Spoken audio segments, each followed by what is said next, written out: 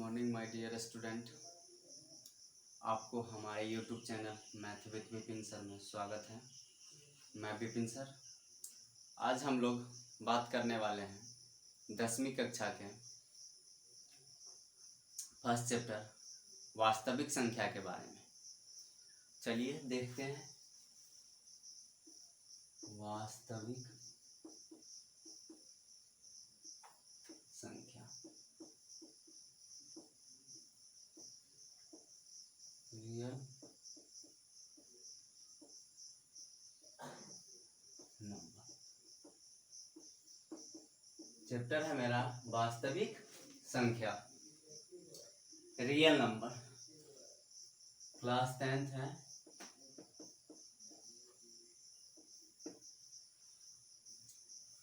Topic है वास्तविक संख्या। तो सबसे पहले हमको जानना है कि वास्तविक संख्या होता क्या है। तो चलिए देखते हैं वास्तविक संख्या। वास्तविक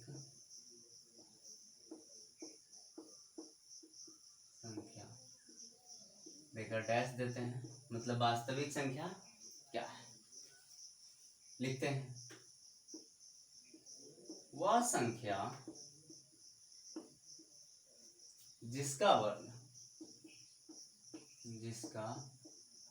वर्ग हमेशा एक धनात्मक संख्या हो। वह संख्या जिसका वर्ग हमेशा एक धनात्मक संख्या हो, मतलब जिसका वर्ग क्या होगा, हमेशा एक धनात्मक संख्या हो। वास्तविक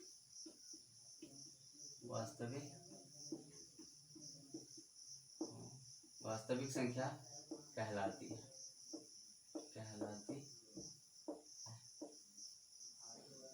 देखिए जैसे एग्जांपल है 4 माइनस 7 1.2 √2/7 √8/2 इत्यादि। क्या है यह सब?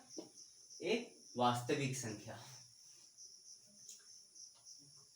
या इसका दूसरा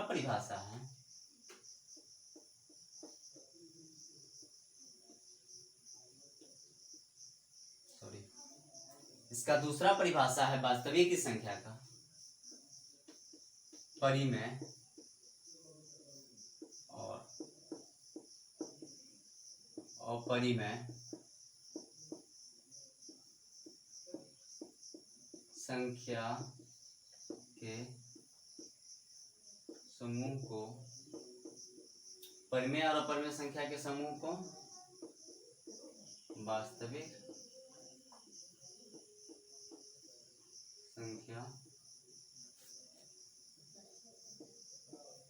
कहते हैं। जैसे कोई लिखना है 8 माइनस 7 7.5 1/√2 1/√7। ये सब क्या हो गया? वास्तविक संख्या। नोट के तौर पे लिख लेते हैं एक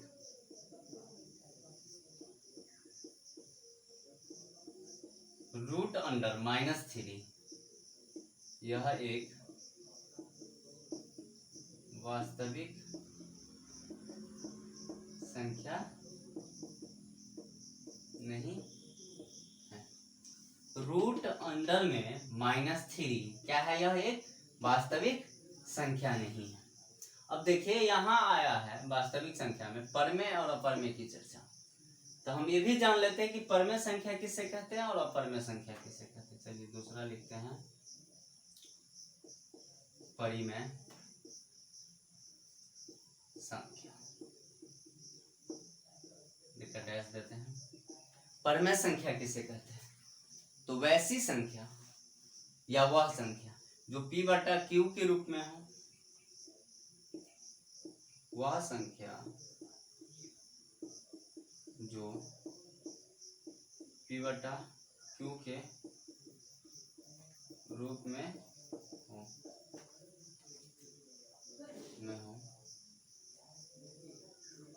तथा जहाँ Q नॉट इक्वल टू 0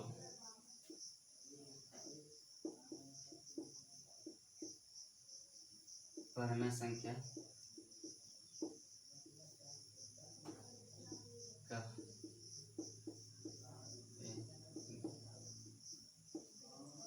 वह संख्या जो P बटा Q के रूप में होता था जहां Q नॉट इक्वल टू 0 परमेय संख्या कहलाएगा। जैसे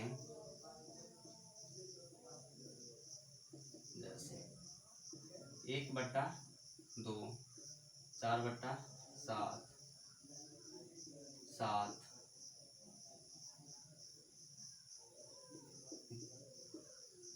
√2/5 + √2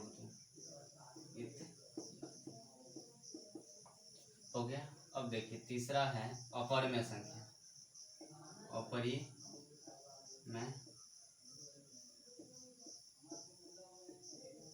संख्या देखिए डैश देते हैं तो परमेय और अपरमेय। तो परमेय का क्या होगा? Just opposite अपरमेय।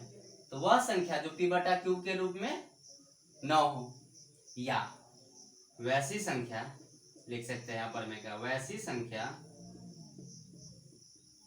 संख्या जो परिमेय न हो। परिमेय संख्या वैसी संख्या जो परमेय न हो अपरिमेय संख्या कहलाती है।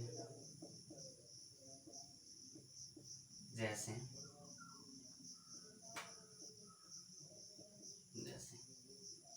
पाई क्या है? एक अपरिमेय संख्या, यह परमेय नहीं है। Pi plus 2। अब देखिए इसमें पाई प्लस 2 दो एक परमेय संख्या है, अब पाई एक अपरिमेय संख्या। तो हम जानते हैं कि होता क्या है, परमेय और अपरिमेय संख्या का योग एवं अंतर क्या हो जाएगा? अपरिमेय संख्या। तो यहाँ योग है तो ये भी क्या होगा? अपरिमेय संख्या। √2 क्या है? एक अपरिमेय संख्या। 8/√3 क्या है? एक अपरिमेय संख्या। इसी तरह बहुत सारा है। चलिए देखिए तो हो गया वास्तविक संख्या, परमेय संख्या और अपरिमेय संख्या के बारे में हम लोग जान गए। चलिए देखिए तो मिटाते हैं।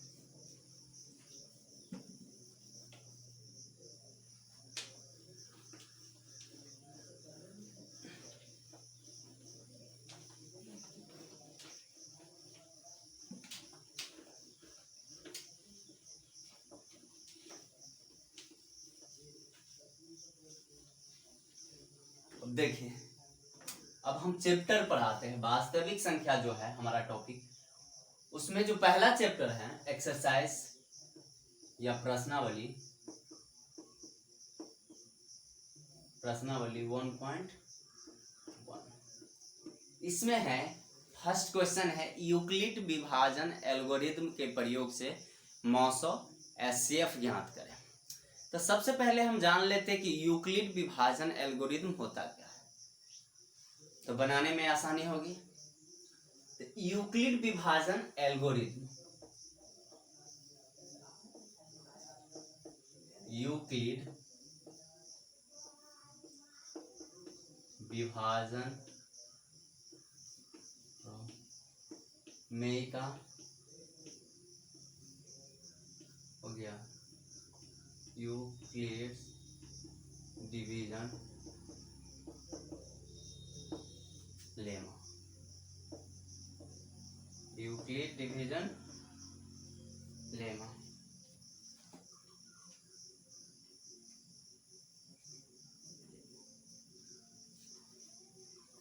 यूक्लिड डिवीजन लेमा क्या है? तो सबसे पहले इसको जानते हैं। देखिए यूक्लिड विभाजन प्रेमिका हमें यह बताती है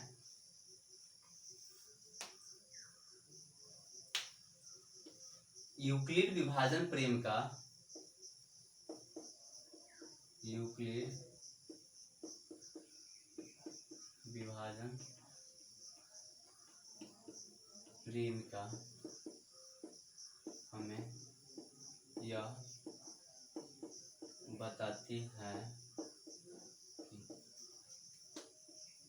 दो धनात्मक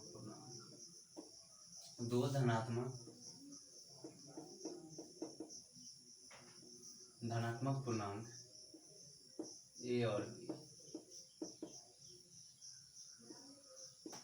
का HCF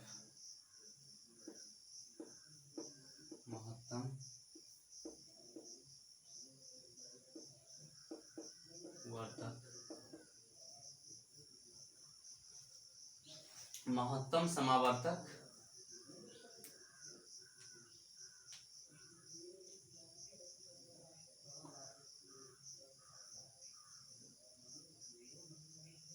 कैसे याद करें।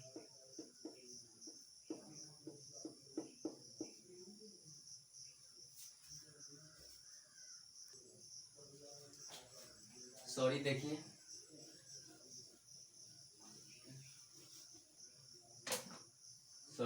बताती यूक्लिड विभाजन प्रेमिका हमें यह बताती है कि दो धनात्मक पूर्णांक ए और बी है तो ऐसी अद्वितीय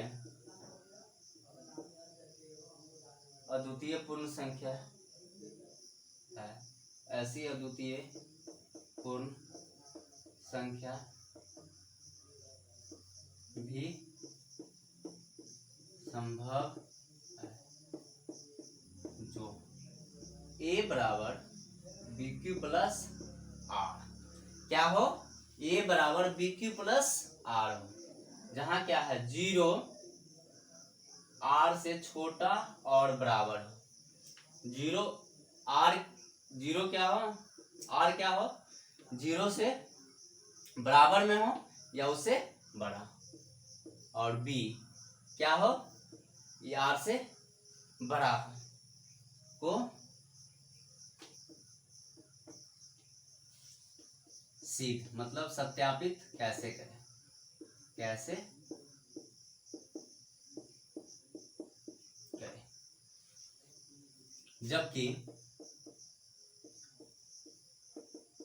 जबकि r शेषफल एवं q भागफल के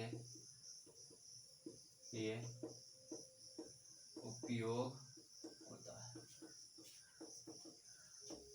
क्या होता है, जबकि r शेषफल एवं q भागफल के लिए उपयोग होता है। चलिए दूसरा है कलन विधि।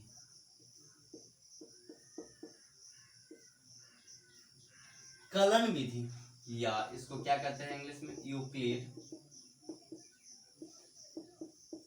डिवीजन एल्गोरिथम क्या है, यूक्लिड डिवीजन एल्गोरिथम। यह क्या है, यह एक विधि है जिससे हम दी गई दो पूर्णांक संख्याओं का महत्तम समावर्तक निकालते हैं। यह क्या है, यह एक विधि है, कलन विधि। यह क्या है, एक विधि है जिससे हम दो दी गई पूर्णांक संख्याओं का HCF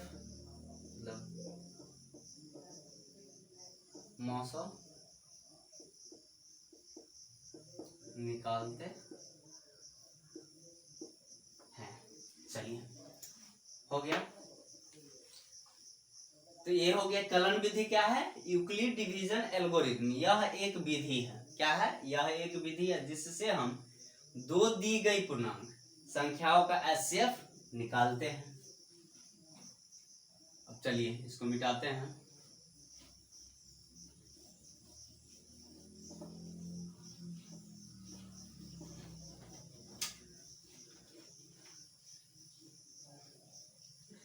अब चलिए हम लोग चैप्टर पे आते हैं। प्रश्नावली 1.1 क्वेश्चन है NCERT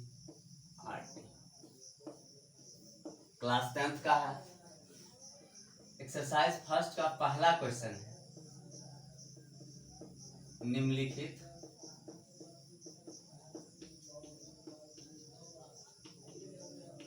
संख्याओं का एचसीएफ मॉस ऑफ, अभी जो पढ़े थे यूक्लिड विभाजन एल्गोरिथम। निम्नलिखित संख्याओं का एचसीएफ यूक्लिड विभाजन एल्गोरिथम के प्रयोग से ज्ञात कीजिए। क्या है? निम्नलिखित संख्याओं का एचसीएफ यूक्लिड विभाजन एल्गोरिथम से ज्ञात कीजिए। पहला क्वेश्चन है 135 और 225। सेकेंड नंबर में है 196 और 38,220। तीसरा है 867 और 255। क्वेश्चन हम लिख लिए। अब इसका सॉल्यूशन करते हैं। चलिए इसको ज्ञात करने से पहले एक छोटा सा हम भाग करके देखते हैं। चलिए यहां देख लेते हैं। देखो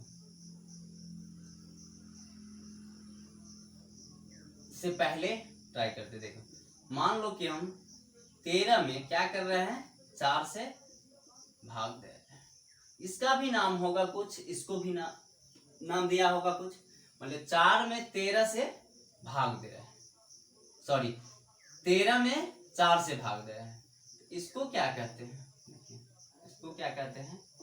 भाजन। इसको स्मॉल b से लिखते हैं। ये जो है बीच में लिखाता है सबसे बड़ी संख्या जो है भाग, इसको a से सूचित करते हैं। अब जो भाग देकर यहाँ आएगा उसको क्या कहेंगे? भागफल। चलिए दिखते हैं, पहले भाग कर लेते हैं। चलिए लिख देते हैं, इसको क्या कहते हैं? भागफल। इसको क्या कहते हैं? क्यों। और जो यहाँ बचेगा वो शेष लिखाएगा। चलिए पहले देखते हैं 4 को कितना बार गुना करेंगे कि 13 पूरेगा। पढ़ते हैं 4 1 4, 4 2 8, 4 3 12, 4 4 16। ज्यादा हो रहा है 4 बार में, 3 बार में ही लगाते हैं। तो 3 चौका 12, 13 में से 12 गया तो 1, ये क्या बचा? शेष फल। शेष इसको क्या कहते हैं? अब देखिए यही क्या हुआ, a बराबर बी क्यू प्लस आर। क्या होता है? a बराबर बी क्यू प्लस आर।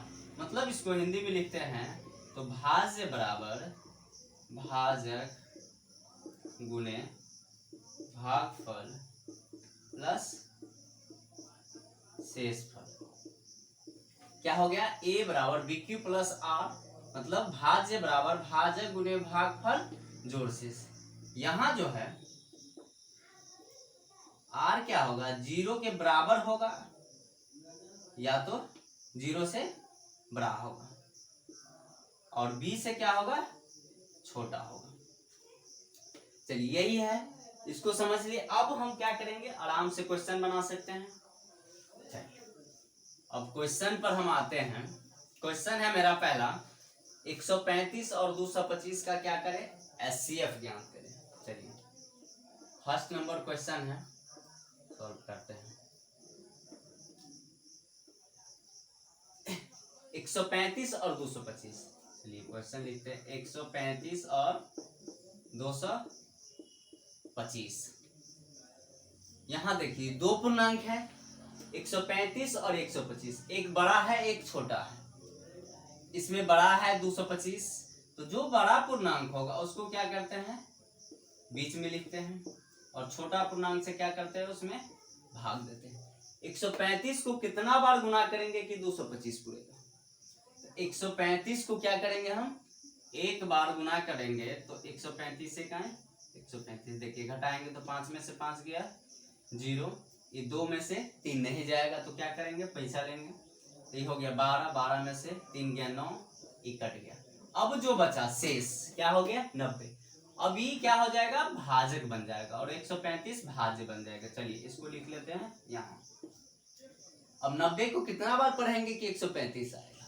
90 का ही 90, 90 दूनी 180, मतलब ज्यादा हो रहा है तो एक बार में ही ये भी लगेगा। 90 का ही 90, 5 में से 0 5, ये बच गया 3, 3 में से 9 नहीं जाएगा तो पैसा लेंगे 13, 13 में से 9 गया तो 4। अब देखिए फिर भी नहीं शेष 0 आया, क्या करेंगे? और 45 को भाजक बनाएंगे, इसको क्या करेंगे 45 दूनी 90, देखिए कट गया। मौसा का यह नियम है कि जब तक कटे नहीं तब तक करते रहेंगे। अब लिखते हैं, अब हमको बनाना क्या था विभाजन, सॉरी यूक्लिड विभाजन एल्गोरिथम के प्रयोग से क्या करना था मौसो ज्ञात करना, तो लिख लिए। अब क्या है उसका क्या था a बराबर बी क्यू प्लस आर, यहाँ क्या था q 0 r से क्या हो बराबर में है या r से छोटा हो, और b क्या हो r से बड़ा हो। चलिए अब a बराबर बी क्यू प्लस आर। अब देखिए कितना स्टेप में मेरा क्वेश्चन ई बना हुआ है, तो 1 2 3, तो 3 स्टेप होगा। तो पहला केस क्या है, पहले स्थिति में क्या था a हमारा 225, तो 225 उस टाइम में क्या था b 135, भागफल मेरा क्या था q 1, शेष क्या था 90। देखिए अब क्या है सेकेंड स्टेप देखते हैं, बारी बारी लिख देते हैं एकदम इजी तरीका से। 135 था, उस क्रम में क्या था भाजक मेरा 90, भागफल 1 था, शेष उस टाइम में 45 था। अब तीसरा स्टेप में 90 था भाज, 45 था भाजक, 2 था भागफल, शेष 0 थे। तीसरा स्टेप में आके क्या हुआ था 0, जो लास्ट वाला भाजक होता है वही क्या कहलाएगा मौसम, इसीलिए लिख देंगे 135 और 225 का मौसम बराबर 45 आंसर। चलिए इस तरह मेरा पहला क्वेश्चन जो था यूक्लिड विभाजन एल्गोरिथम के प्रयोग से एचसीएफ ज्ञात करना, वो हम कर लिए। पहला क्वेश्चन का पहला जो था 135 और 225। इस तरह से हमें उम्मीद है कि आप लोग अच्छी तरह से समझ गए होंगे।